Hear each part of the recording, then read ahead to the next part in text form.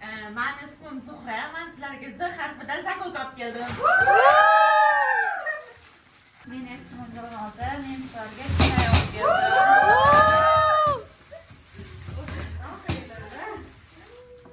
Men ismim Sanobat. Sizlarga sosiska olib keldim. Men ismim Zahro. Men sizlarga Zizi bilan zakolka olib keldim. Men ismim Muhilur. Men sizlarga mandarin bilan maska olib keldim.